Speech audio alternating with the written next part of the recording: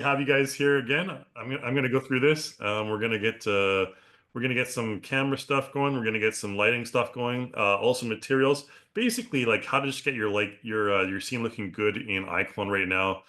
And yeah, we'll get to that in just a moment. But before we get started with that, I'm going to share a couple of things here with you.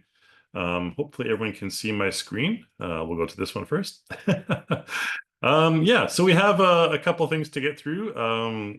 Time code is obviously a new feature with iClone. If you are with motion capture, if you're doing any motion capture, time code is a huge improvement for you guys in professional motion capture work. You're going to be able to, kind of synchronize all of your stuff with your production. You can check out this website on your own time, iClone/timecode. I'll put this in the chat for everyone, just so you have it. And there we go, chat. All right, sharing to everyone. All right, I'm going to expand my chat a little bit. It's too small there. All right. Yeah, thanks. Thanks, everyone, for commenting on my eye there. I'm happy that it's not so noticeable. It feels like it's bleeding right now, but yeah, I'll get through that in a bit here. Okay, so there's the new time code stuff. Reillusion courses as well. Just wanted to make sure that all of you guys know that we have Reillusion courses. I'm pretty sure you do if you've signed up for the webinar. I'm not, some of you may have gotten the webinar invite through email, but if you haven't, go to our Reillusion courses page. There's a lot of stuff maybe that I won't cover here that I will cover in Reillusion courses. I have a bunch of tutorials and other tutorials from like multiple power users that we have with Reillusion courses, so make sure you check that out as well. In addition to that, we should have this. I'm going to go back to the Reillusion page here. I want to make sure that if you are a student or a teacher, that you know we have the Global Training Network here, which provides you with a 60% discount, educational discount. You can go up here, educational discount. You get 60% off all of Reillusion products, all the software. So this is our best discount, always is. I want to make sure you know this. So check that out when you get some time. If you are a student or a teacher, just send in your student ID or teacher ID, and you get the 60% discount, which is awesome. All right. So yeah, I think that's really about all I got to cover for in terms of marketing stuff. So hello everyone.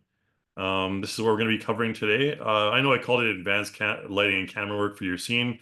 It's not really that advanced. We're going to be covering kind of mostly the basic stuff when it comes to iClone scene setup. But yeah, I think we'll get into the live demo pretty quick here. A couple things to cover before we get started. We do have a Q&A at the end of today's webinar. So if you have any questions, please feel free to put your questions in the Q&A section of Zoom. I know we're also live streaming this on YouTube, but we're not going to be answering questions from the YouTube live stream, unfortunately. So if you want to get your questions answered, please join the Zoom meeting, the Zoom meeting here, and I'll get those questions answered for you at the end of today's webinar. We're also sending out an email, so if you have any suggestions, any comments on what you want to hear or what you want to learn in the next webinars, please put those in the survey we're going to send out to you guys, and we will get to that. Hopefully, we've answered many surveys before. We've responded to many of them before, and we have done webinars based on suggestions. So if you guys have any suggestions for future webinars, please put that in the survey we're going to send out. And you also get a 10% discount code for the coupon or for the content store, 10% discount coupon for the content store that you can use. It can stack on top of other discounts as well. All right, so yeah, I think that's about it for all the previs, prefacing stuff that we're going to get started with. But yeah, we're going to go ahead and start our live demo now. Sorry, my eye is super distracting me, but yeah, okay, let's get started. Let's do this webinar. What we're going to do is we're going to start off with talking about we're going to just get a scene set up really quickly, and then we're going to do some quick material stuff and then some lighting. and I'll talk about all the basics of, how you can basically create a cool scene, cool looking scene in like less than an hour. We have about, yeah, less than an hour. So, yeah. Any questions along the way, please feel free to put those in the question Q&A section there in Zoom here. All right, so what we're going to do is we're going to start off with a couple of props here. I like to start off with this building gen sampler. Okay, so building gen sampler, this is a plugin provided by Adolfo Navarro, who is a really awesome developer from Barcelona. I've seen him in Barcelona, and he's got some really cool stuff. If you ever want to learn about, who's developing, who's producing the content that you're using, you can also right-click on it in the content manager there, and you can go ahead and click on View Product Page or Content Info. View Product Page in this case I'm going to use, and it'll go to the marketplace in this case, or the content store normally. But yeah, this is basically you can see all the deets about who created it. It's called Relution 3D, but Adolfo Navarro actually created this for us. So props to him. And you can see all the descriptions and stuff like that, just in case you wanted to know. I know it's not too important, but we're going to throw a couple of buildings in here to get started. Okay. So these are, when it comes to building gen, these are called iProps. You can see the prefix there is, or the, sorry, suffix there is called iProp. And building gen is much more complex than this, but these are just ones that are already pre-made. All right. And we're not going to, because we're talking about lighting and camera work in this tutorial or webinar, we're not going to be worrying about too much about seeing all the details about building gen and all that stuff. So yeah, we'll just throw that in there. And I'm going to throw a couple of other ones in here, a couple of other buildings. Let's just click off this, click on the building there. Okay, we have this one here. You can see it's placed in the same spot. I'm going to rotate it 90 degrees. You can always just specify the rotation degree over there in the attributes there. So we're going to throw this over here. This is probably going to be one of the quickest scene creations you'll ever see. All right. Again, I'm going to eyeball it here. I'm not going to be too specific about snapping everything. Okay, so we got those, and I'm going to hold Control and click and drag on the gizmo here. I'm going to rotate this. So there we go. And we're going to throw this at negative 90 degrees. Easy enough. Seems like my laptop here is making a lot of noise.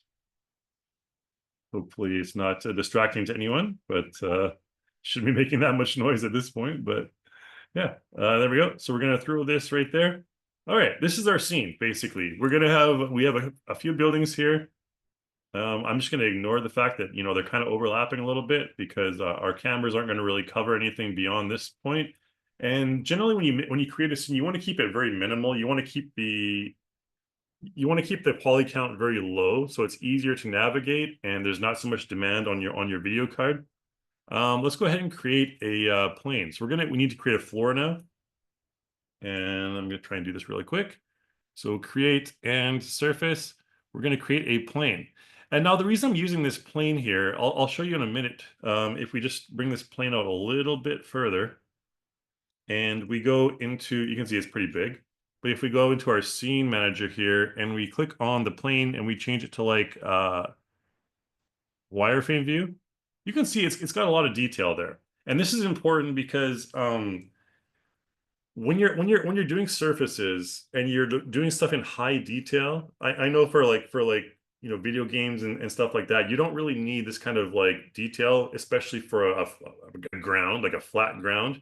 You don't need this kind of detail. When it comes to substance materials, which we're going to use in just a moment here, it's quite important, and I'll show you why. Because if you have a plane or a surface with very little detail, like this one has kind of a lot of detail for a plane.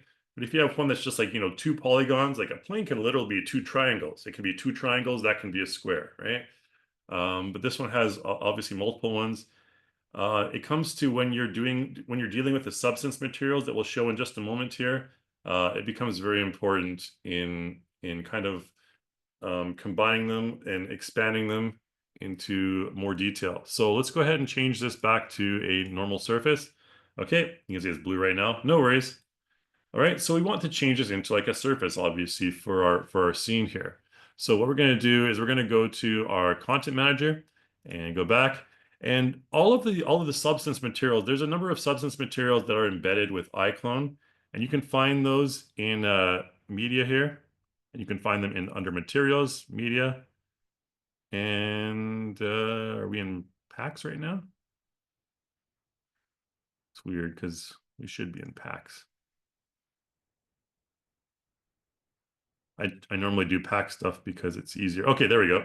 Okay, so down here you'll find like substance power 200 I think is purchased in the content store, but there is a number of substances that are included. Oh, what the heck? There that are included in the iClone software here, and they're under materials. But for this one, I think I think it's under substance power 200. Um, sorry, no, I think it's under materials. So there's these two packs that are included with iClone and the materials one here. This one will have the stone one that I'm looking for, actually. This is the embedded one. So under embedded, you'll find a number of different materials here, and you can simply click and drag them to apply them to your plane here. Now I'm going to look for the one that I'm specifically going to use in this situation here. I'm not sure why so many things are popping up. Let's go to narrow it down there. There we go. Okay, this one, concrete pavement. All right, so this one here is included with iClone, and I think, honestly, it's one I use pretty much the most often. And you can see it applies to the plane there, right there. So that's pretty simple, and you can see if we rotate around, it's got some nice specular highlights on the surface there. Now, what you can do with this is you can actually like narrow it down. Obviously, like these stones are too large for a scene of this size. So what we can do, yeah, okay. So I just looked at the chat really quick. Andre said this PBR 200 is paid. Yes, unfortunately it is. So thanks for that, Andres. Just so everyone knows, the Substance 200 pack is paid. Yeah, so down here, once you have it applied to your surface, you can go to your materials, and there's a number of different things you can do. I'm just going to move my face over here. You can go down here to the bottom where it says substance. Okay, so if you apply a substance material, these are really useful because you can adjust them. You don't have to change the UVs in like Photoshop or something like that. You can adjust the output size. You can adjust the basic parameters here. The basic parameters are really cool. You can see here luminosity. These ones, not too important for this particular scenario, but there's the channels, basic parameters, and then there's the advanced parameters, which are great. These are the best ones. You can tile it. You can increase the tile level there. You can increase the disorder. I'm not sure if you guys can notice that, but it gets a little bit bumpier or less bumpier. I like to have it more organic looking, so we can warp the edges a bit more. And there's also water level you can use, which is really cool. And I'll show this a bit more later. If we zoom in a little bit closer, I'm not sure if you can see the water level. You can see the water level goes between the cracks there, which is really cool. This is like one of the coolest substances I've ever played with. You can increase the level of water. And on top of that, there's also snow and ice. So you can actually have a little bit of snow. All right, you can increase the level of snow to large amounts or just a little bit amount. All right. So honestly, when I'm like messing around, and there's ice here as well, so the ice goes on top of the water, obviously. When I'm creating a lot of scenes, I'll use this particular substance very frequently, and this one's included with iClone, so it's really cool. I like it very much. Let's just maybe just have a little bit of snow. All right, so it's maybe like a late autumn evening or something like that, and a little bit of ice. Water level can probably be a little bit further down. All right, so we'll work with that. Now this is cool, and we can use this. But let's go ahead. I'm gonna show you why we need to adjust this. And it's still the stones are still too large for this scene, because look at the windows. I mean, like one stone is the size of a window, which is kind of ridiculous. Well, depending on the style you're going for. But let's go ahead and go into props, and let's find a couple of things here that we're going to add to our scene. In this prop collections outdoor props, I'm going to add a bench to the scene. All right. And once we do that, you'll see kind of how weird it looks when these stones are so large. All right. It adds over there. No worries. We'll just move it over here. Oh, okay. Well, looks like we got a watermark there for some reason. Let's try and get rid of that. That should not be there. All right. Well, it wasn't there yesterday, but now have a try to ignore that little watermark there. Again, I'm not sure why. Let me just make sure that I'm in the right work group here. Yes, we are at Reillusion Inc. Try and add that one more time. Gosh darn it. All right. We will just we'll ignore the bench for now. Okay, I'm going to throw in a couple things that are embedded with iClone. I'm not sure why that happened. I'm on the Reillusion work group, but there's a couple things we can add. All right, we're going to make our own statue. I'm going to show you quickly how to make a statue in the props category there. And there is a Virgin Mary statue that we can add. This one will not have a watermark. There we go. Let's bring that to the center of our plaza here. I got to get moving here. There's a few other things we want to get to, obviously, in terms of lighting and camera work. And we're going to throw in a, under props, we're going to throw in a little kind of support beam for the Virgin Mary there. There we go. Podium. There we go. We'll just throw that podium in. This one here looks good. I mean, it can be anyone. All right. But let's throw this on top of the podium. Again, we can do that by aligning it using this align tool up here. Align to pink, X, Y, Z. And then just bring it up slightly. Again, we're going to focus mostly on lighting and camera work, so I'm not going to be too fussy about the placement and everything like that. All right. I think that looks good to me. Now let's attach this to the podium so we can have it as one thing. Attach to podium. There we go. Now we can move them along as one item. There we go. And I'm going to scale this up. Whoops. Holy smokes. I'm going to scale this up using the R hotkey. There we go. That looks a bit more proportional to our scene. Okay, now I'm not sure if you recall the bench before, hopefully, but it's a little bit small, and like these stones were a little bit large, is what I was kind of getting to. And the reason for that is if I throw something like a regular platform, like a regular plane onto my scene, and I apply that substance to it, it'll apply based on the topography or the topology, sorry, of the actual object you're applying to. So if it's like very simple, it's going to apply very simple. So that's why you want to have kind of, when you're applying stuff that you want to have more detail to, you want to have a higher poly count to it. So it'll make it look a little bit better. And we can actually adjust this even further. We can scale this down like this. Okay, so what I want to do is I want to make it kind of proportional to my statue there, my statue in the podium. This one will probably be a bit better. I think when I did the practice for this, I set it to about 20%. So we can lock our scale here and we can change this to 20. Okay, and that'll be about good. That was actually proportional to the bench that I had previously. Okay, so this is kind of like the scale that we want our stones to be at. All right. Now this is cool because what we can do is we can actually duplicate this. The substance materials, they actually go well together. You don't need to worry too much about them looking too uniform.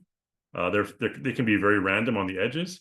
So what I'm going to do here is I'm going to just move this to the side, and I'm going to multiple duplicate it. So going to modify, or sorry, rather, we're going to do here. Hold on, my zoom thing's in the way here.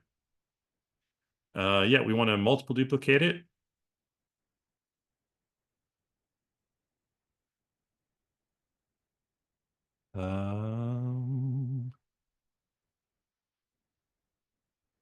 Hold on a sec here. What's going on? Oh, multiple degrees under edit, sorry. My eyes are really messing with me. I can't see things properly.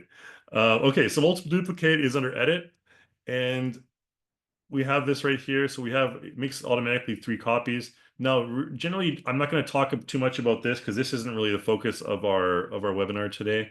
I'm just going to duplicate. Let's go to 6, I think we can do is fine. And that should cover our plaza length here. Again, it doesn't need to be too long, but yeah, this should cover the plaza length right there. Just make a number of duplicates there. It automatically stacks them up side by side, snaps to the next one, so you don't have to worry about that. And then just go ahead and press OK. And one thing you want to do to keep this organized is under Scene, you want to go into your planes here, so you can see they're all individual planes. And you want to like multi-select them all just to keep things organized. This is what I do. Multi-select all of them and plane 0. And then you want to right-click and attach them to the original plane, right? And I mean, they'll still be subprops of the original plane. You can merge them if you want, but this makes things a bit easier. And then what I do is, just move this to whatever length I need. And then you can hold, one thing you can do is you can go to preferences and you can use, move my face again. You can snap things together. So under preferences, there's a snap thing here. If I passed it. Oh man, I can't see anything right now. Snap to, there we go, viewport. And you can choose object. You can choose vertex or face, doesn't matter. And then you can hold control and you can click and drag like this. That didn't work too well. Hold control, click and drag, and it should snap to the next one. Let's try snapping to face. There you go. That snaps nicely. Okay, and then you can just kind of click and drag it. And as much as you need. There we go. All right, we'll work with that. All right, this one maybe needs to be brought up a slight bit. Just to cover that little gap there. All right, I'm not going to worry too much about that. All right, but now we have a nice plaza, and you can see that the light glances off of it. So now we're finally going to get to the lighting situation and the camera situation in just a moment here. I'm not sure if I'm going to add that bench because it's going to add a watermark, which is annoying. Yeah, let's work with this now. Okay. So what I'm going to do is we're going to start with the lighting next. Okay, so now we have our basic scene. I'm going to start with the lighting. And lighting, when I do a project, I generally start with the taking all the lights off. So by default, iClone comes with a key, a side, and a backlight. And you can see you can activate these all individually. Okay, by clicking this button here and seeing what they do. And you're like, hey, all the lights are off. Why is there still light in the scene? Well, that's because of something called IBL, image-based lighting. So I'm going to delete all these lights first, okay? And then I'm going to go to the visual tab. And in the visual tab over here on the left, you'll see a tab called atmosphere. And you want to go down here. I'm going to move my face again to the other side.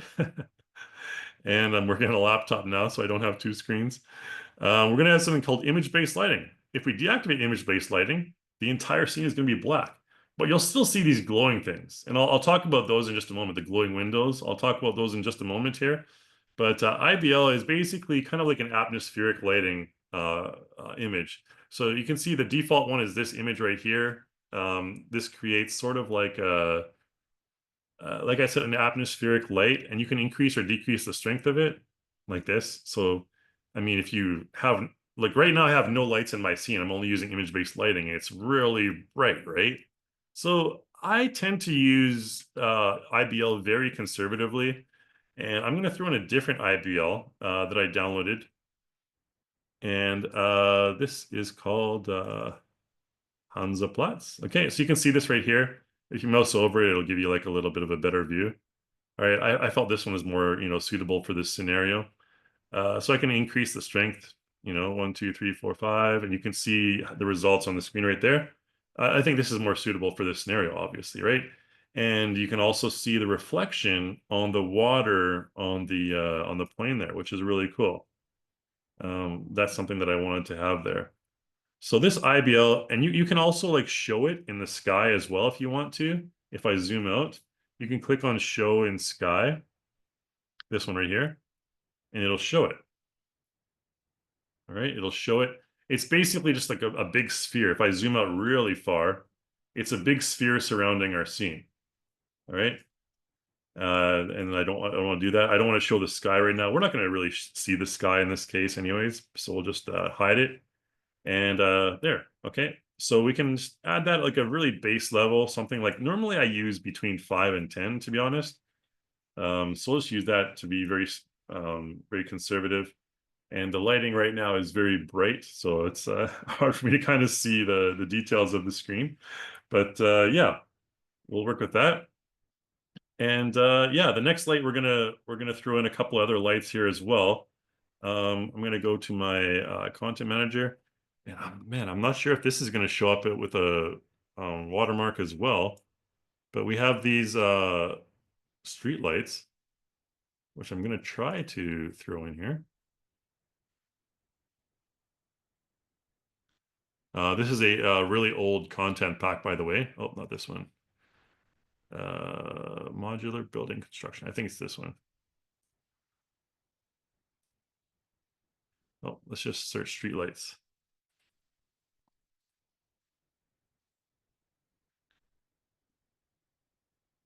All right, sorry, it's in this one here. All right, so we have these street lights right here, these street lamps, and I'm going to show you how to really quickly create a street lamp. These ones are really old. Again, these are like from 2006 or 2005 or something like that. So they're pretty old, but we're going to work with them. They're fun. They're fun to work with. Uh, Sometimes you have to work with old props and stuff like that in your scene. So let's throw this in there. Okay, so right now it looks, and sometimes when I can't see anything, if the lighting is too dark, sometimes I'll use this feature up here called auxiliary light, and that'll just make everything. Basically, auxiliary light will just kind of like cancel out all the lights in your scene and show you the scene in a flat lighting scenario, which is good in this case. Okay, so you can see this is our street lamp, and what I want to do here is I want to like see there's a turn off and turn on sub mesh. Okay, so sometimes when you're dealing with older meshes, older props, you have to deal with like some weird things were constructed in kind of like a non-uniform ways back then. So go over here and go to materials, and you can see that we have this turned off, and this is our diffuse. It's only a single diffuse map. You can see the shader type is automatically set to traditional, which means it's the most basic one from like 20 years ago, back when I was born and dinosaurs roamed the earth around the same time. You can test it out by checking the opacity. You can see the opacity changes there. Okay, so now it's nothing. Now it's there. Again, it's only a diffuse map. But what I want to do is I want to go to my content manager, and I want to throw a substance in there as well. Um, Under media. And there's one called frosted glass, I believe. Glass. Frosted glass. Not sure if one of those is it. Frosted. Nope. Frost. Okay, so it'll be one of those. Anyways, it is frosted glass. And let's see, crystal, marble. Again, it doesn't really matter. We'll just use like this oh, I think what? I think it's in one of the other substance packs.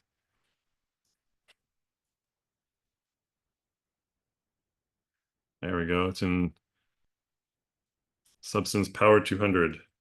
Okay. Again, you don't have to purchase this, but I just felt it very suitable for this kind of light. But you can just click and drag that onto it. Boom. There you go. And you can see it now. It's all black. What the heck's going on? It's all black. And you need to adjust this because it's diffused. There's a specular. There's a displacement. There's all kinds of stuff in there that's not really necessary in my opinion. But you can again adjust the opacity here to something like 20.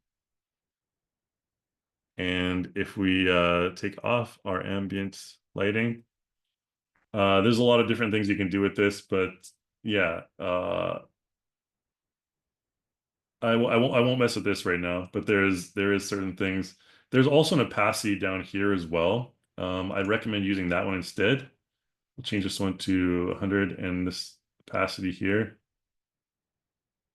You can see how this affects the look of it right now, but yeah, we're gonna leave that at 0.15. And we'll just take the opacity up here because you need to have the opacity to a certain level for the light to go through it, which we're going to actually put lights in here in just a moment here. Right? Yeah, we got half an hour. We got a good time. All right. It's not going to look like much right now, but when the lights are in, you'll see it looks a little bit better. Okay. So let's take off our auxiliary light there. And I'm going to add in my first light to the scene. All right. So we're getting to the lighting finally. I'm going to create a light and we're going to create a point light. All right. Now there's three different types of lighting in iClone. There's a directional light, a spotlight, and a point light. Um, these are very different, and I'll talk about spotlights in just a moment. I don't really often use directional lights just because directional lights are kind of used for like atmospheric stuff, like a sun, for example. If you're looking for a sun, I tend to find I import my projects to Unreal Engine because I find their atmospheric lighting better than iClone. I'm just going to be straightforward with you. But iClone, the directional light, is going to be kind of a substitute for the sun. But like I said, when I do it, I tend to import into Unreal Engine, or if I'm doing an outdoor scene. So I'm going to add a point light here. Point light. It's going to add to like this place in our scene here. Again, what we can do is we can just align this really easily to our lamppost there by going to Align up here. And Align to, we can just select the street lamp. X, Y, Z. And you can see there, now we have some nice lighting on our surface there, but we're going to obviously move this up. Oh, we still have snapping on. There we go. Let's change our snapping off. Toggle it off, rather. Okay.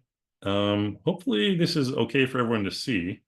It's looking a little bit dark in my bright daytime room here, but we're going to put that right in the middle of this one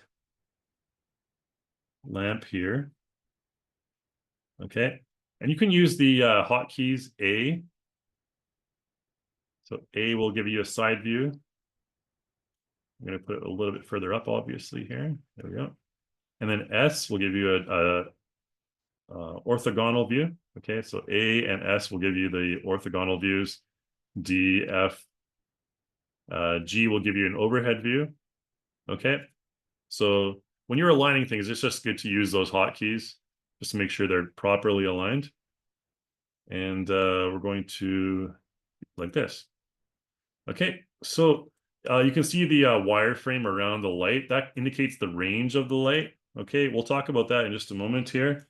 But before I do that, I'm going to try and get this light specifically good enough for our scene.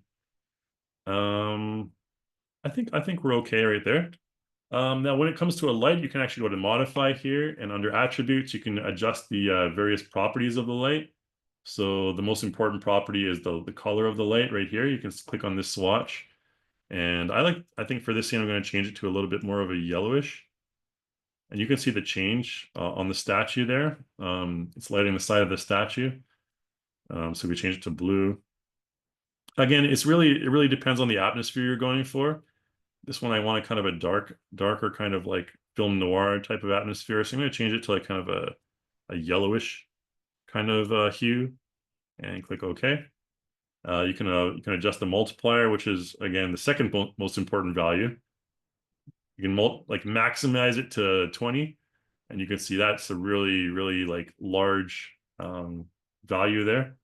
Um, Now we're gonna adjust this more later, but I'm gonna use this. I'm gonna set it to about 10, I think. Okay. We want to have a decent amount of lighting. All right.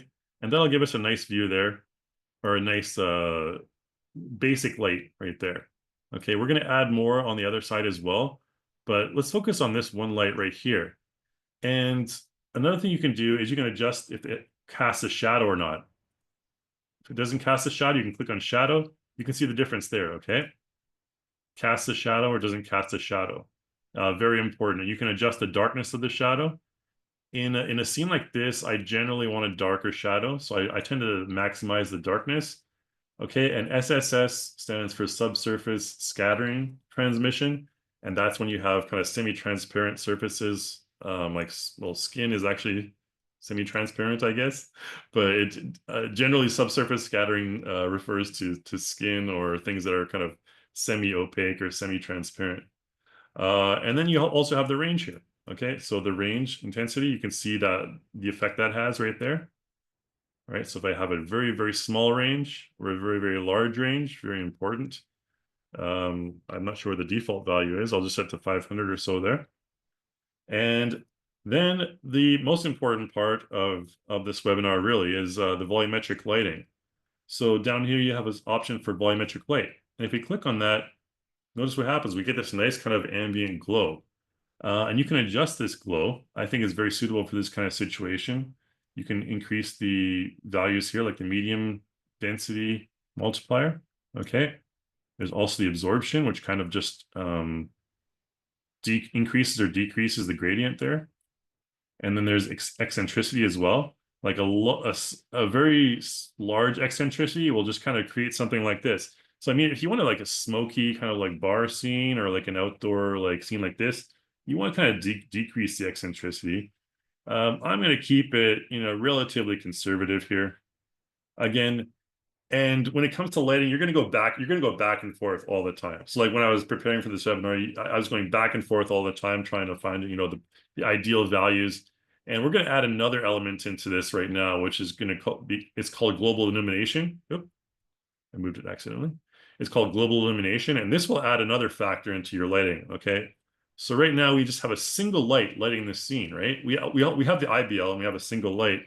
So if I go to a visual right now, there's something over here called global illumination, right?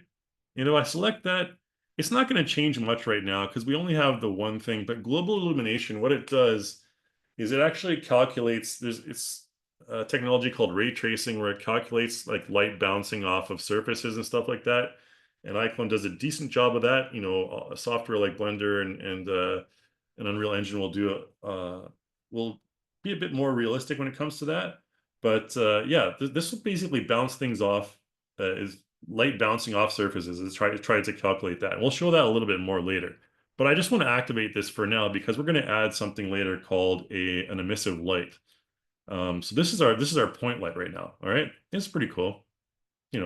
I think the scene looks pretty cool like this, to be honest. But yeah, what we need to do obviously is we need to put lights in all of these different locations here on our light. So let's go ahead and press G and give us an overhead view. Not sure why it rotated there. Okay. And again, once you have your light settings, you think you're okay. I think that was looking okay. I'm going to hold Control and click and drag, and it's going to copy your light to this one right here. Okay, you can see it creates that kind of shadow on the ground there. We're going to hold Control and click and drag again. I'm going to put it in here and hold Control and click and drag again and put another one in here. All right. There's our lights. Okay, so I think that it's looking a little bit too strong.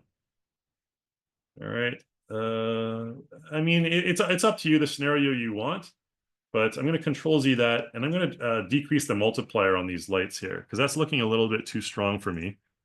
Point light, we're going to decrease the multiplier. Let's change it to about 5 maybe. Okay, and let's try that again. Again, I told you it's going to be back and forth a lot with the lights.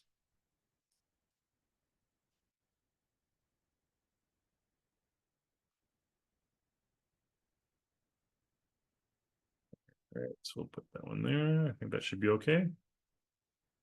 All right, that's a bit better. Now you don't actually have to when you render this, you're not going to actually see the light mesh. So, for example, if I go ahead and press F10 or use this current frame render of our scene right here, it's going to render the scene, and you're not going to see the actual like meshes of the lights. You're going to see something like this. So just be aware of that. Okay. So you can actually like, hide the lights in the scene manager as well by doing this. Okay. And of course, there's a lot of things that can be adjusted here, but lighting adjustments, there's people that spend hours and hours on movies just doing lighting. So we only have about an hour webinar to do this, but yeah, you can adjust the values right here. It's good to see the nice reflection off the surface there of the ground. Now, again, if you are doing like highly detailed grounds, I'm going to press Control G to turn off my grid right now. But if you were doing highly detailed grounds, like over here, for example, you want to go to materials, and in the substance section, you want to change this from like 512. You can go all the way up to 4K. All right. Let's zoom in and see if we can see the difference. Again, I'm not going to use 4K in this webinar just for the sake of speed, but this little sub mesh here, I can change this from 512 to like 4K. And you're going to see a lot more detail. All right, if I can go closer. Oops. Let's change it to 512. Okay, you can see the huge difference there. All right, so generally I don't do that step until right before I want to produce, because when you increase the substances to like a higher output size, it's going to lag on your system. Materials take a lot of computing power. So generally, when you're just kind of creating your scene, you're sketching things out, you don't want to have a very large output size. So I just change it to 512 again. But when you're going to render, you want to change this to a higher level of like 4K. Obviously, you can see there it looks much more detailed and nicer. And if you want for this specific section, we can adjust various things like this one section now. So I copied those substances. They all maintain the same substance parameters here. If you're totally finished with all your substances, you can bake them. And I'll talk about that a little bit later. But, maybe for this section, we want a little bit more water. Oops, there we go. Okay. And they're all linked, so they're all gonna change together. You can see that in the background there, over here. Okay, but again, this takes a lot of computing power, so you want to be very conservative with that. Now, I mentioned baking the substances. When you want to finally bake the substances, you go up here. You can click on them, click on all the maps, and then you can bake them. Okay, so bake substance texture right here, and that's going to save you some computing power. So if I click on bake substance texture, okay, it's going to take a second, and this little icon in the bottom left of the swatch there is going to disappear. So that means it's baked. That means we can't adjust that parameter anymore. All right, so just be aware of that. If you're lagging a little bit, you can just bake stuff and it'll go a little bit faster. Again, I don't need to worry about that right now because my computer is not too terrible. It's only a 4070 GTX NVIDIA, but yeah, it works pretty well for this kind of scenario. Another thing I'm going to do is I'm going to select all these point lights and I'm going to attach them to my light. Okay, so now we have a street light that's all set up here. We can hold Control, click and drag and copy it to the other side. All right, there we go. Pretty cool. Again, I'm not going to worry too much about the individual details, but because we have a few more lights to get in. But yeah, so there's our kind of nicely lit scene. And you can see it even casts a light on the side of the Virgin Mary statue there. I'm gonna actually throw a substance on that so it doesn't look so stupid. There's a metal substance that can be found in the regular materials. I believe it's called metal something. It's like a rusted metal or something. Yeah, this one will do. All right, yeah, it looks fine. Okay, cool, nice looking kind of shiny metal there. All right, so there we have it. We have that statue. We have our ambient lighting all set up. Now I wanted to mention as well. Oh man, we got some limited time here.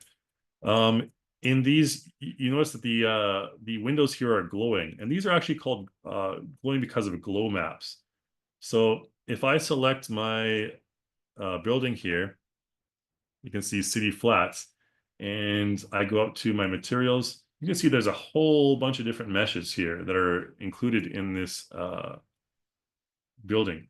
So one of them is called, there's a light window right here. I think it's this one here, or, oh, street lamp merge this one here. Yeah, there's a street lamp as well. That one's an easier one to mess with. Yeah, so the street lamp is right here. You can see right outside the window. So there's a street lamp right here. And this one has a glow map. All right, so you can see there's a glow map right there. Glow maps also create light, and you can increase or decrease the strength of that. You can see right here. Okay, and that also creates light as well. There's also self-illumination. We'll talk about that in just a moment here when we get to our emissive plane. Yeah, self-illumination is another thing that you can work with. Now, when it comes to the windows, for this one, for example, we got to find the one with the glow map. There is a lot of them. Oh, this one. So whenever you see a glow map, just test it out. Go to the strength. This one, I'm not sure what this one adjusts. Can't really see there. It's on me for doing a lighting webinar in bright sunlight.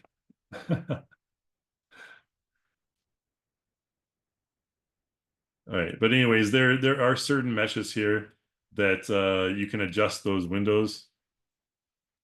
It's not going to let me select them individually, but yeah, you saw the street light right there. That creates a light, and if we increase or decrease our level of global illumination, that's going to mess with that as well. So before I do that, I'm going to go to my IBL. I'm going to change my IBL to 0. And now if we change our global illumination value to like a higher level, like, sorry, the bounce strength.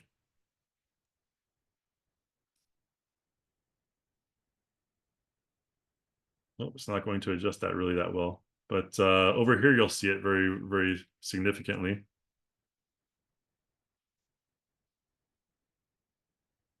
So the global illumination right here, what it does is it kind of creates more realistic lighting, and it's going to bounce things off of each other. It should be working over here as well. You should be seeing some light off of that. I'm not sure if it's strong enough. The glow map may not be strong enough, but yeah, we'll see that in a moment when I add the emissive plane. It should be going off there. Anyways, we're going to add a couple more lights, and then we're going to get to our final camera work right here.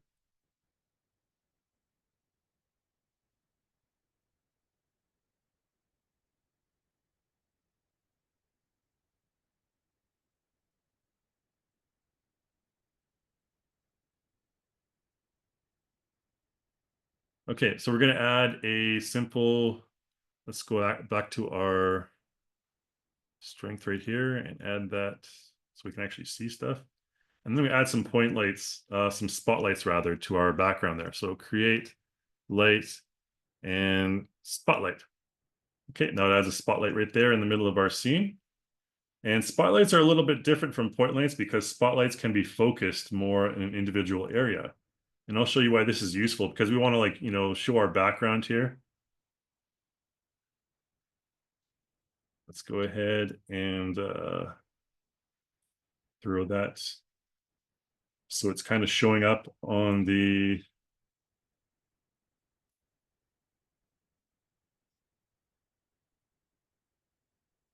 background here.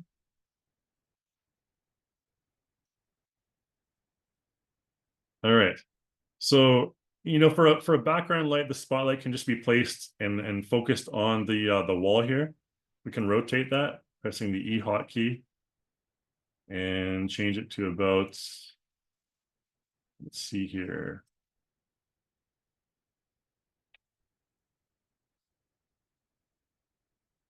Our angle, we'll change it to about, let's change it to 25 degrees. And then we can adjust our lighting to, the range can be a little bit longer. So it goes on the ground there. And we'll increase our darkness shadow multiplier and light value. There you go. Let's change our angle as well.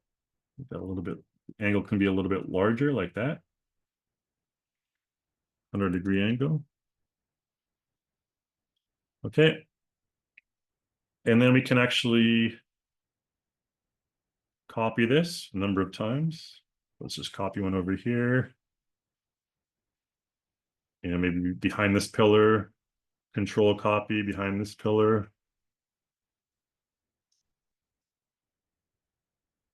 There we go.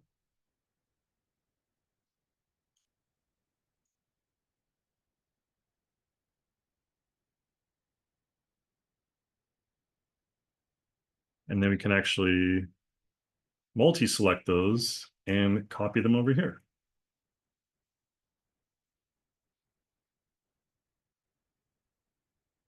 All right. So now we have like a decently lit scene. And if we want, we can add another one light in. I'm just going to throw a character in. Again, that bench showed up as a watermark, so I'm not going to add the bench in. I'm going to throw an actor in that I didn't originally intend to use. Let's just throw good old Kevin in here with the or Caleb with a nice outfit. Okay, we're going to use two characters. We're going to do our camera work in just a moment here. So now we have this guy in here. Now, one thing you'll notice is that, we get some decent lighting. It looks kind of ominous, kind of cool right here. One thing to notice about lighting, though, is, the character's face needs to be lit. Right now, it's very side lit, which is not ideal for this kind of scenario. So what you can do, one thing I use to cheat with ambient lighting is I create an emissive plane. So go up to create, and if you go up to, light, you can go to GI emissive plane square right here. Okay, now it's going to show up in the back, and I'll just move it up here. You can see it's very strong. So this is called a global illumination emissive plane. And if we move it in front of our character, you'll see it's quite strong. Oops, here we go. All right. And if we can increase or decrease the size of this as well. So if we press the R hotkey, we can increase the size. And it is not showing up very well.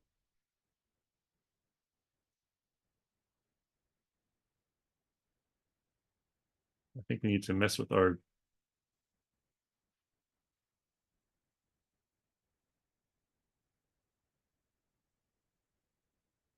I'm not sure what is going on with our global illumination, but global illumination is generally used for kind of like ambient sort of lighting. And I'm not sure what is wrong with the render settings right now, but it doesn't seem to be doing too well.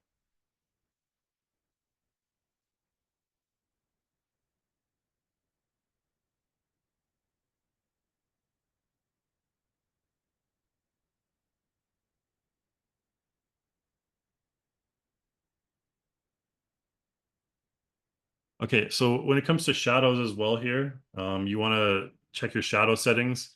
I tend to use for a scene like this with very kind of strict, very dark and light kind of lighting. I tend to use a very strong strength, and the global darkness multiplier, I tend to max that out as well. I'm not sure what's going on with this global illumination thing. I'm very confused right now. Let me just close my windows right now.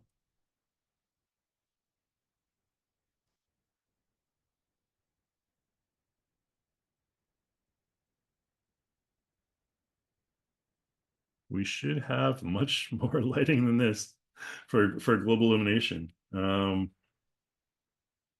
Make sure that emissive side. So self-illumination is set to 100%. You can see that right there. So this is actually supposed to create lighting for global illumination.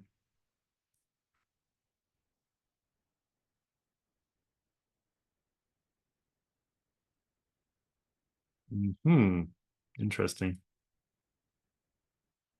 Okay. Again, I don't want to restart my whole project here, but we're going to work with this for now. I'm going to create another different type of light. Uh, we're going to call this one, we're just going to use a spotlight for now. And we're going to replace the emissive plane with this one. I'm not sure what happened here with the settings, but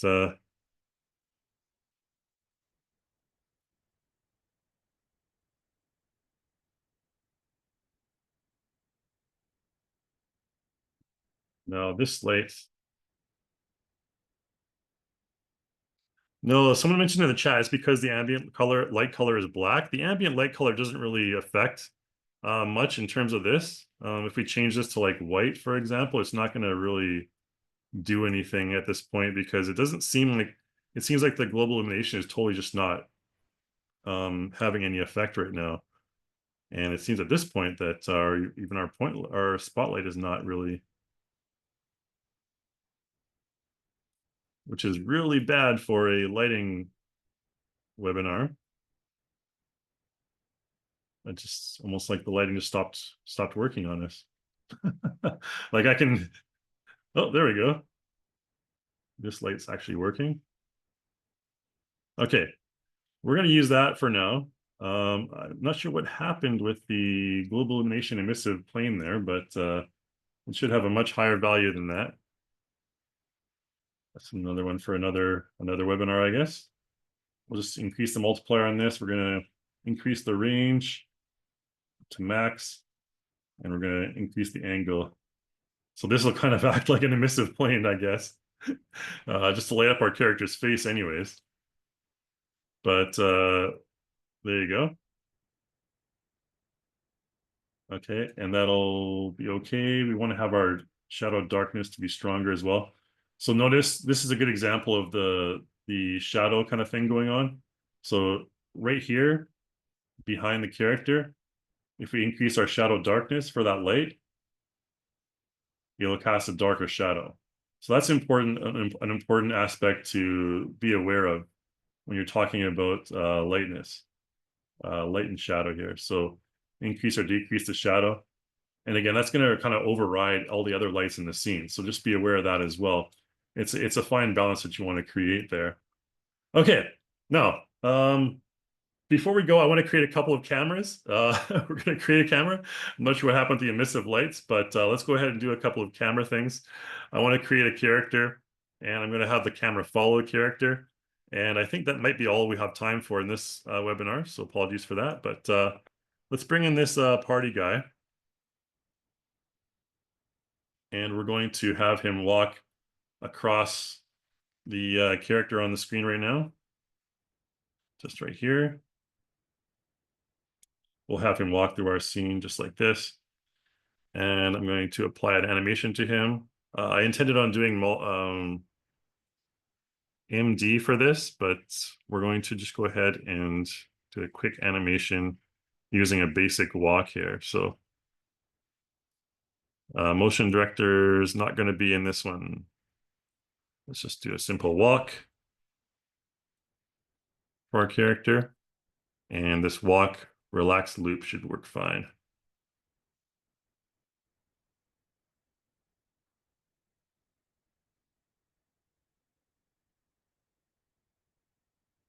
Okay. While we're doing this, I think let's go ahead and put on our auxiliary light so you can see things a bit clearer.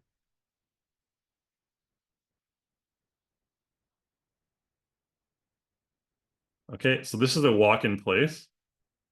Now, when we're doing a walk in place, what we want to do is we want to obviously change the transform position. So I'm going to press F3 and go into the timeline. And let's go ahead and find our walk right here. So he's walking from like, frame 1 to frame 300. And we want to press W twice because the first W is going to change, it's going to be the world axis. And the second W is going to be the character's individual axis. So when you're changing a character's position, generally you want to use the local axis. You can also go up here and change that by going to world move and local move. So I'm going to change this to somewhere like here. And play back.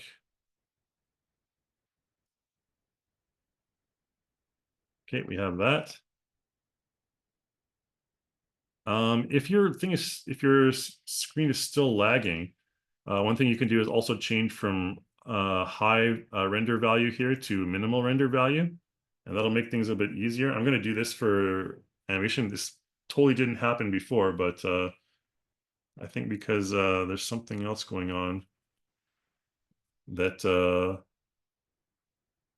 always a monkey, always a gremlin in the system when you do a live webinar.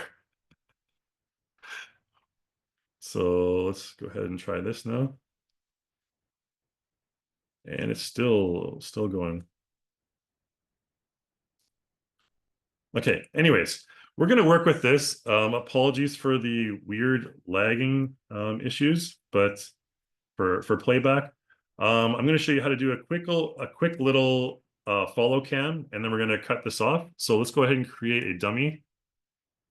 Create a primitive shape. I always just use like a sphere. And let's align it with the character. X, Y, Z. Now let's scale it down. And I always put it at shoulder length here. So I'm going to show you how to do a quick follow cam. And when you use an object like this in the scene, make sure you just kind of rename it. I always rename it as like, follow dummy. And over here in the attributes, you want to set it as dummy. Okay. So when you set it as dummy, it's going to disappear just like this. Okay. And what I'm going to do is I'm going to right click it and attach it. Well, actually, we can't attach it to the character, and I'll show you why in just a second here. But we're going to use that as a dummy, and we're going to create a camera. And we're going to have this camera follow the character at this distance right here. Okay. And what we're going to do now is we're going to switch to our preview camera really quick. And at the same point where the character reaches his destination, which is over here, we're going to take that follow dummy and we're going to move it to the exact position of that character. Right over here. Okay, make sure it's the same distance from all angles. Just like this. And one thing you also want to do is very important when you're using a follow cam technique like this is you want to right click on the keyframe and you want to set your transition curve to linear because it's like a ease in and ease out by default. So change it to linear like this. Okay. And the same thing goes for your character as well, the party guy.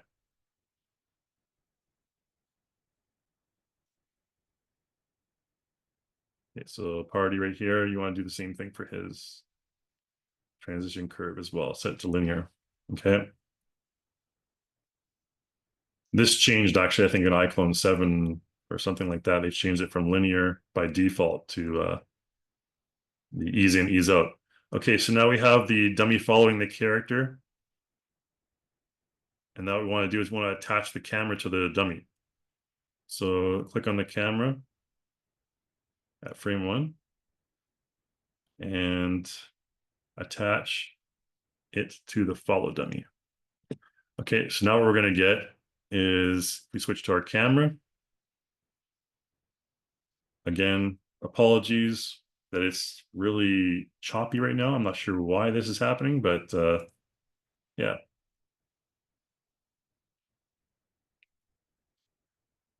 Okay. Oh, someone mentioned the GI anchor as well. I think the global illumination anchor, this is a very important thing. And thank you for mentioning this. This is Mark McKinney. Thank you for mentioning that, Mark. The global illumination anchor is very important. That's maybe why our GI wasn't working. I totally just forgot about this. This is it's an easy thing to forget. Okay, there's called a global illumination anchor. All right, this is GI anchor right here. You can make it visible like this and press F, and yeah, it's way back here. So this is probably why our global illumination isn't working. Very important point that I missed there. Thank you so much for that, Mark. We bring this global illumination anchor up to here, and when you have it active, you can go up here to the GI range and you can view the GI range. And yes, this is probably why the stuff wasn't working before. All right, so let's increase our GI range. Very important point. And thank you for Mark at the very end of this that yeah, the global illumination range, a very important thing to remember that I totally forgot about. So you can view the GI range right here. Okay. And if it's not active, your global illumination is not going to work. All right. So make sure that your GI range is covering your entire scene.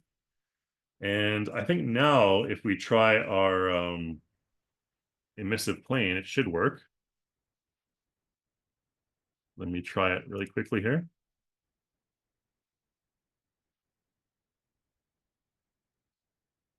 Bring it up to in front of our character. Yeah. Now you see the emissive plane. All right. Let's get rid of our spotlight. Let's bring our emissive plane in here.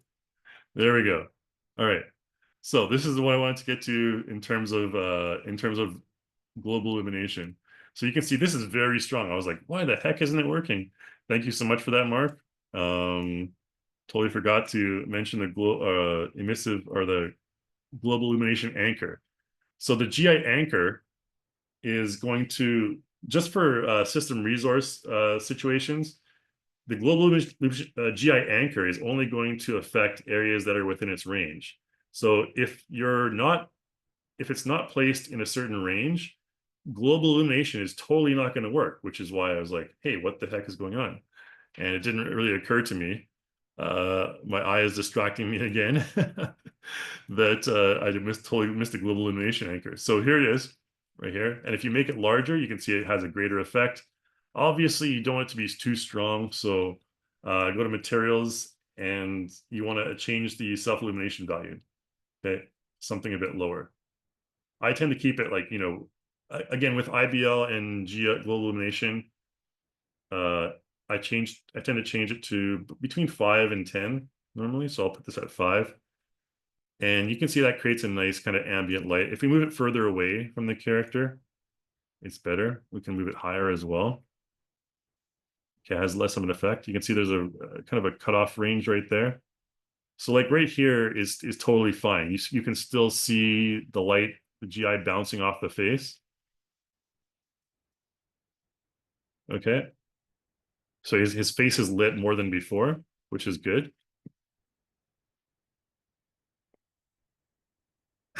Yeah. Thanks, Sebastian. Everyone makes mistakes, especially it's super embarrassing making this kind of mistake in a live demo though. But yeah, really appreciate the support, guys. But yeah. So now that the Gloom GI anchor is all set, you can probably get some more lighting results from your windows over here and everything. Um, there's two types of lighting to remember that are not conventional lighting. One is the self-illumination. So for these emissive planes, they use what's called self-illumination here. Okay, and you can change the diffuse color as well, something like red, okay, or yellow. In this case, we want it to be like fairly dark, right? So keep it right there. The diffuse color is what you're going to change when it comes to these emissive planes, and set your illumination value to whatever. Okay, and that's what you're going to mess around with when it comes to global illumination. Now we can actually go back to our GI values probably and see the results here, the bounce strength. Okay, so when you increase and decrease the bounce strength, this is what's going to happen. And for the tracing as well. Okay, this is for specular highlights only, but bounce strength is the main one you're going to be dealing with. So you can see his face. So when we're lighting the character, his face is going to be like this or like this based on our bounce strength, our global illumination setting there. All right, so that's very important. That's a very important thing to recognize. Okay, cool. So that's the global illumination taken care of. Figured out that problem. Um, cool. I think what we'll do is we'll actually go to the Q&A right now, since I don't want to kind of mess around or anymore with this scene. If you guys have any questions, we will answer those questions right now. So please put your questions in Q&A, and I'll answer those right now for you guys. Let's go to our Q&A panel here. Hi, John from Western Australia.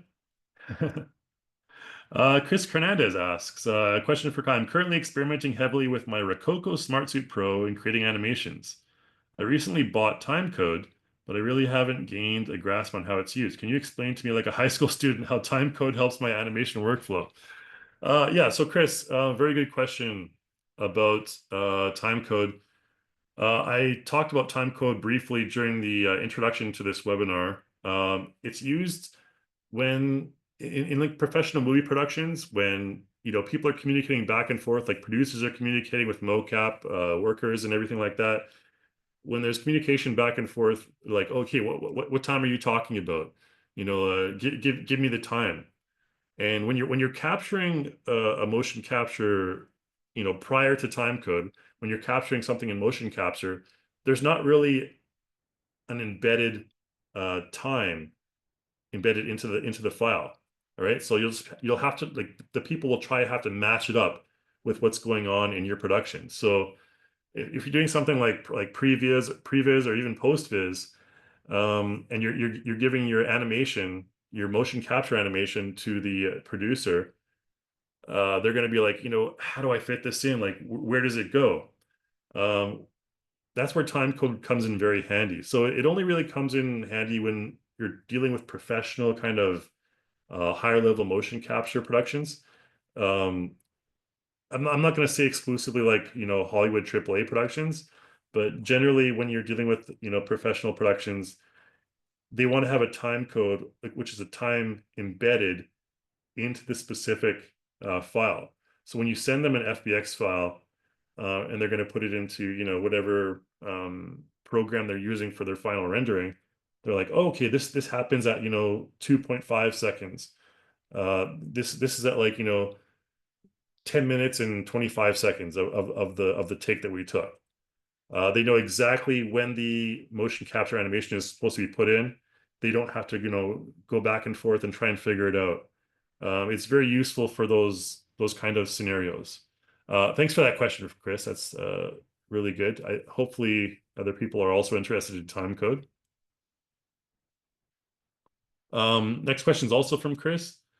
Um, I'm using iClone to edit and clean up my animations from my mocap recordings. When I try to import to Unreal and apply to a metahuman, the animation is very quirky and messy. Um, okay, so when you're applying an animation from iClone to a metahuman, there's specific retargeting that you need to do.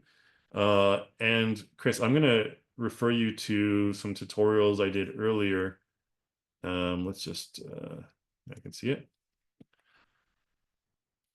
There's a number of tutorials that talk about importing animations and everything into Unreal. And you can find those under Learn free online tutorials. They're all categorized here. So under iClone,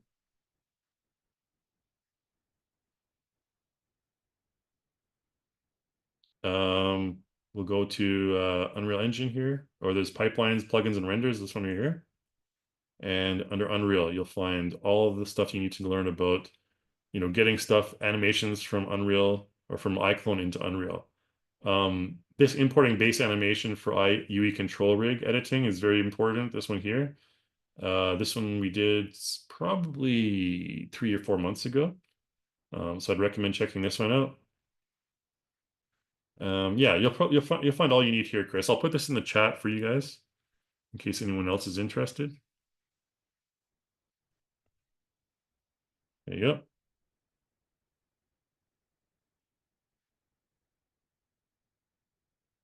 All right. Next question is from Andres. I love the iClone lighting features, but pushing light settings in GI to get the most of it. In some complex scenes with a few light sources, I've noticed it's very difficult to control because of the light jittering effect when you have a bunch of assets. Practically, I need to set up the lighting settings for every prop so they don't interfere much during movement. It takes a lot of time during the production process compared with lighting in a third-party software. Any advice on that? Very good question, Andres. And to be honest, yeah, there are limitations to lighting in iClone. I fully admit that. When it comes to lighting, um, I tend to set up, basic lighting in iClone, like the lighting I used before, and then I tend to bring it into something like Blender or Unreal. Thankfully, iClone has pipelines, flawless pipelines to Blender and Unreal that actually include lighting. So iClone actually there's a free auto setup tool where you can import all your stuff to Unreal Engine that brings all your lights and everything into Unreal Engine. There's also Unreal Live Link, which is you can get it for an indie price of like a couple $100, which is really great. Unreal Live Link, I use it all the time. And you bring your project into Unreal, and the lighting, you can tweak the lighting there as well. Like you said, the lighting in iClone leaves a bit to be desired. It can be refined a lot better. I gave you a very poor, very brief example here. But yeah, when you want to bring it into something like Unreal and Blender, that's what I generally do for my final production. Like you said, the IBL shadows and everything like that, they can be a little bit tricky, um, and use up a lot of resources. But I find that it's more efficient to finally export it into other engines and do the final production there. That would be my advice, to be honest with you. Um, Again, you saw here there are limitations for sure. Um, Eric asks, can you guys make it so the links on Reallusion's site don't always open in new tabs? Sorry about your eye, mate. Hope it heals quickly. Thanks. Thanks, Eric. I think maybe it's just me focusing on the webinar right now, but yeah, you made me think about my eye again, and it's hurting again. But yeah, the Reillusion, it's one thing that kind of I've talked about to the team for a long time. It always opens new tabs, but that's my desire as well, Eric. So you're not alone with that. Thank you for that, though. Um, and Eric also asks, will CC5 have methods of adding spikes and horns, tentacles, and other non-human parts to characters without needing to resculpt or retopologize them? CC5, we have some quadruped stuff coming, which is going to be interesting to a lot of people. Um, when it comes to adding spikes and horns and tentacles and stuff like that, you can add them to the character for sure. You don't need to retopologize them. You don't need to resculpt them. You can just basically attach them as accessories to your character. you can attach them to whatever bone you need to. Um, so yeah, I think that hopefully that answers your question there. You don't really need to use you don't need to wait for CC5 to do that. You can actually use CC4. So hopefully that helps you, Eric. You can ask me for further clarification if you need. Um, question from White Stallion, cool name. When you have a lighting intensive scene using global illumination IBL to get better viewport tracking, use the auxiliary light tool. It instantly turns off everything with actually turning everything off. Yeah, okay, cool. Just commenting on what I did. So auxiliary light right here.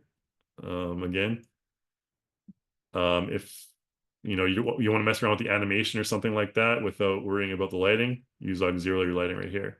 And you can also use the render setting right here to minimal. I have no idea why that. I mean, this is a 4070 NVIDIA, so I'm not sure why it's acting choppy like this, but we'll figure that out later, I guess. Andres asks another question here. Is there a way to link the properties among lights, just like props and materials when you duplicate an object?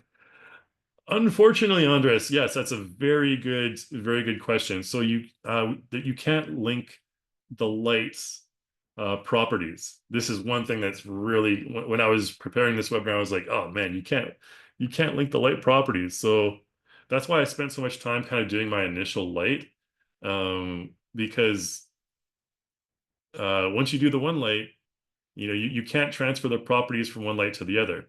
Let's just actually go to the scene here and select our first light here. So you can see here that there's light attributes right here, shadow settings, ambient light, all this stuff, but there's no copy paste feature from one light to the next, which I think we really need to have, and I think that'll probably be in the next version.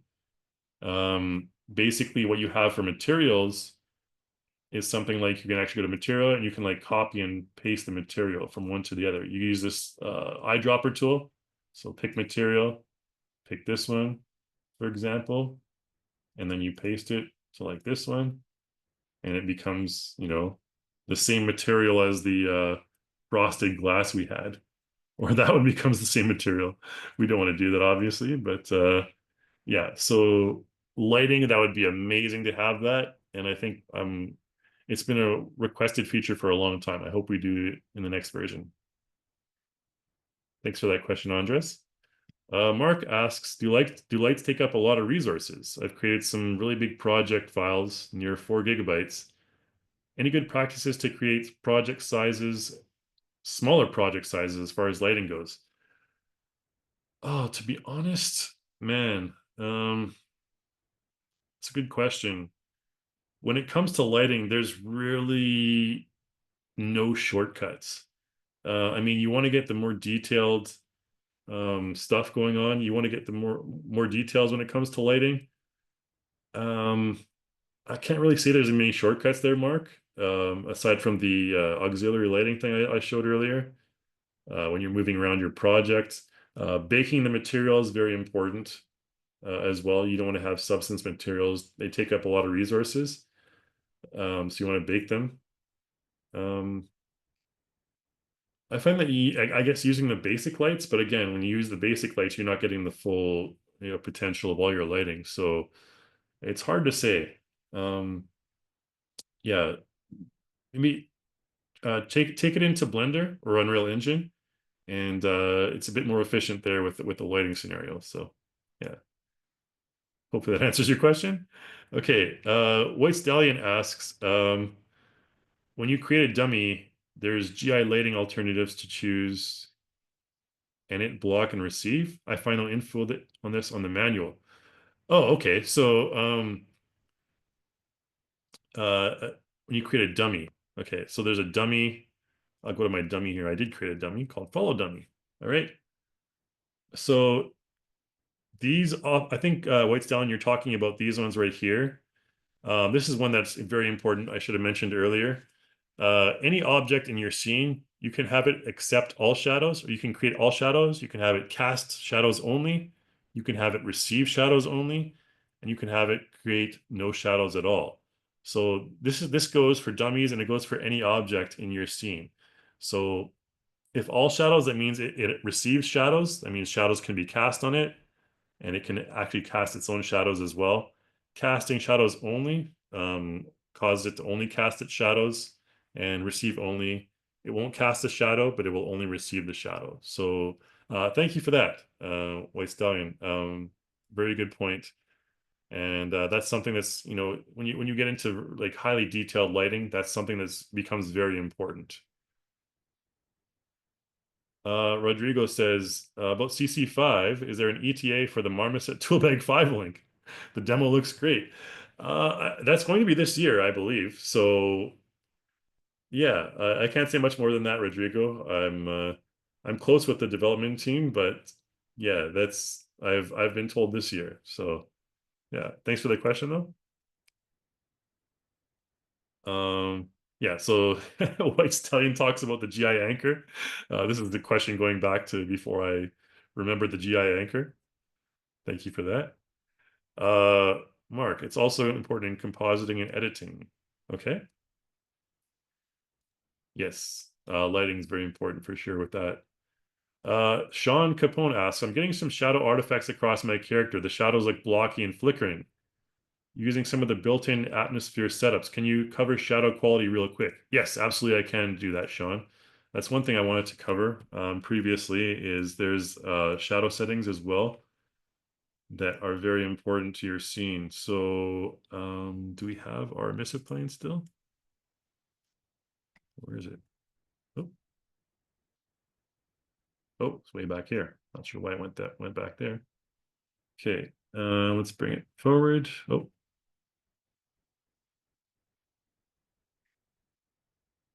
so we can actually see it in front of our character here.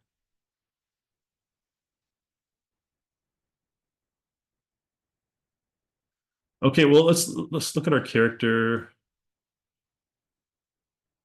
Seems that the lights aren't being cast on him. Weird. Okay, anyways, let's look at our character with the lights that exist. Okay, so if you look at his face, right now the shadows are they're pretty good. Like you're not going to get a lot better than this when it comes to shadows. But if we go to our visual tab and go to shadows here, there's a thing called bias, right? So bias, if we change this to zero, it's going to try and create the most realistic shadows possible. And when you have zero bias, you may experience some blocking, like you were saying. Okay, you don't really see it in this scenario here. Um, no, it looks okay. So like right here, for example, yeah, it's kind of like you can see the horizontal lines there. This can generally be erased by a bias if you change it to like -5, and you can see there that those kind of horizontal lines are erased. So you don't want to have that as low as you can, though. I try to keep the bias between -1 and -5. You can see when we get to like zero, obviously those horizontal lines come across. So mess around with the bias, okay? And it's always a negative value. If you put it to like a positive value, it gets all weird. So always use a negative value for bias. And I think by default it's -5. So I tend to use like -2 or -1. Okay, let's go to the next question.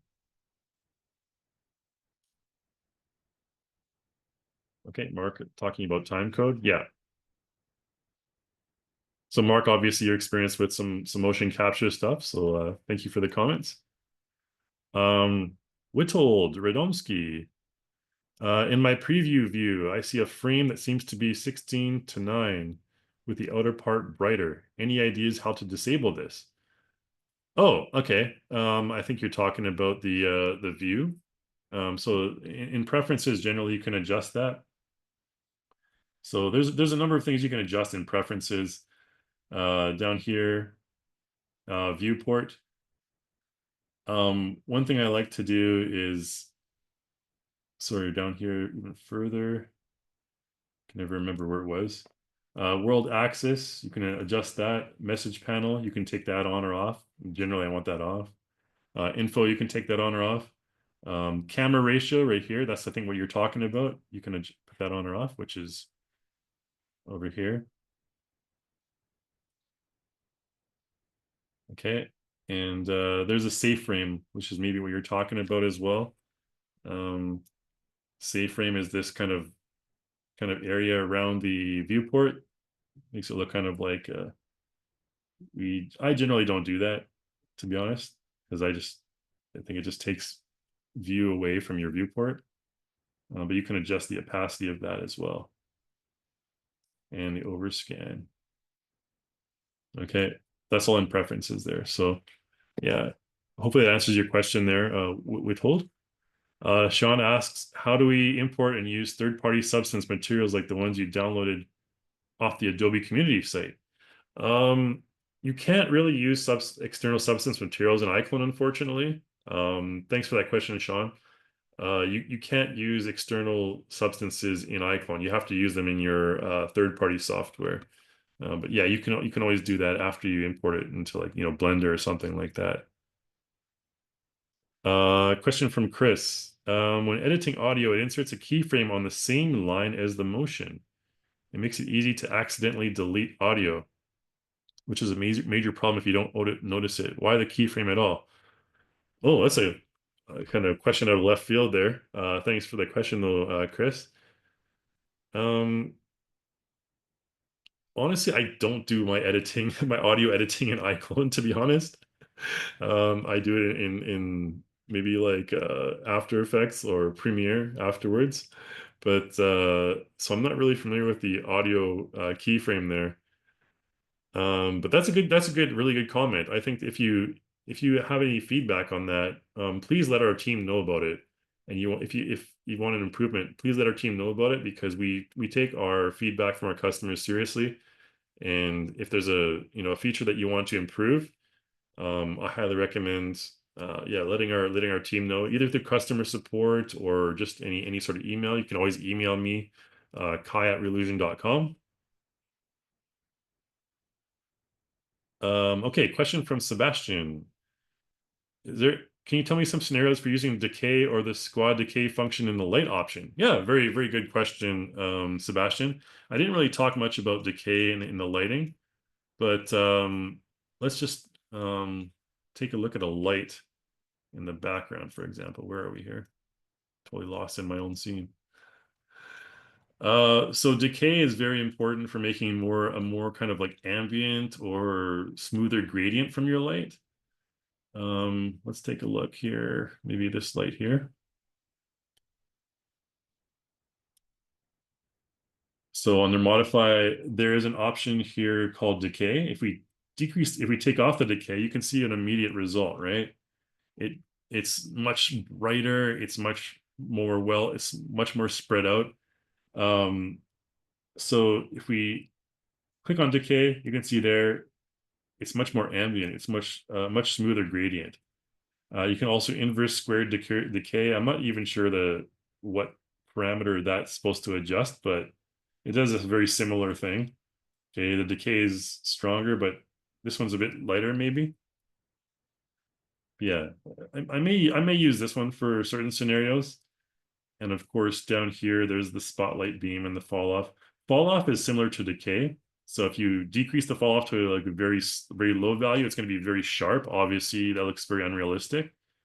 But if you increase the fall off, it's going to be very similar to decay.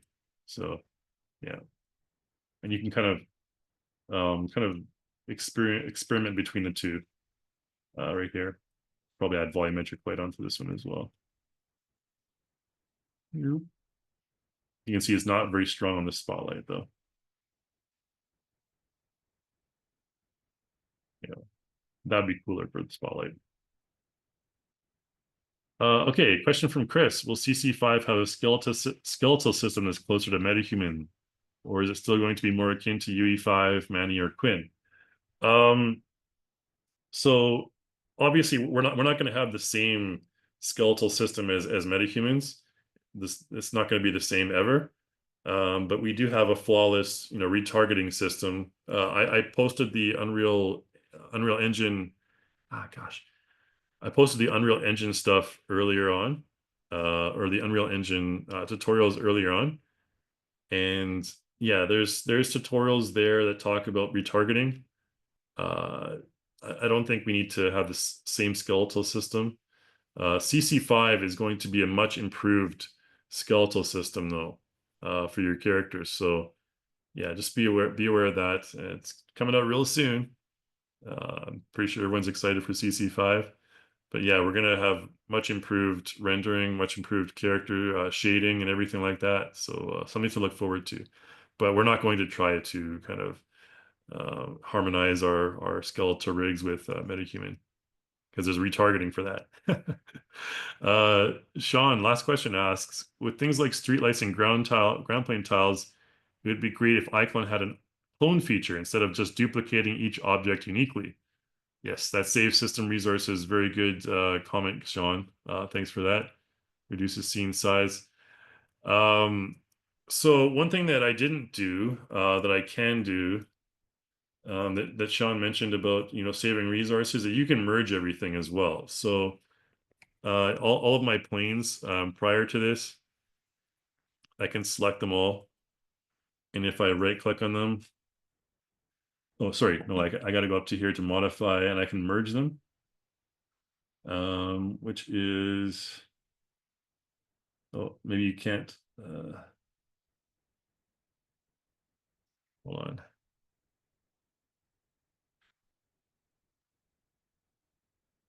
You can merge subprops. There's an option to merge subprops somewhere. Oh, let's select the parent first. Yeah, here we go. So select the parent. Sorry, my eyes are really bugging me. Select the parent prop and select merge subprop, and you can see all of these planes will now be merged into one. So you can click on that merge subprop, and they'll all be plane 6 now. There's no child meshes. And if you go to materials, all one material. So Sean, that's a very good comment, and it's one thing I should have mentioned earlier, but yeah, merging all the planes, or sorry, all the planes, all of your props into one is a very good idea. So yeah, I recommend that to save system resources. Yep. Yeah. About your clone feature, iClone clone feature would be obviously uh, very ideal in terms of naming it. But yeah, thanks for that. Okay, one final question here from Tito. I recently purchased the Rococo suit and looking at to stream the character animation live. Could you give a suggestion for the best process? So if you're wanting to stream a character from Rococo motion capture directly live into iClone, um, you just need the Rococo motion capture profile and bring that into. And you can do your live streaming in iClone. You can maximize your screen size, your viewport size, and yeah, you can do your live streaming that way. I think you might want to just do some facial motion capture as well, but yeah, you can maximize your viewport and live stream directly from Rococo into iClone. You just need the motion capture profile from Rococo, um, which I think is a few $100. But yeah, we have to give some money to the actual companies that create those motion capture suits, so they're a bit more pricey. Just be thankful you're not using OptiTrack or Xsense or something. Thanks for the question, though, Tita. All right, guys, I think we're going to end off our webinar now. I'm going to go wash my eye out with a bunch of saline solution, and we will, yeah, any other questions, you can always email me, kai@relusion.com. I want to thank everyone so much for being here, and thank you for sticking around through the global illumination fiasco, I think I'll call it, global illumination gate. You guys are all great for being here, and thanks so much. And I'll see you we have a cartoon animator webinar at the end of the month. If you guys want to attend that, make sure you check it out. But yeah, I'll say good evening, good morning, good afternoon, wherever you are in the world, and I'll see you in the next webinar. Thanks, guys.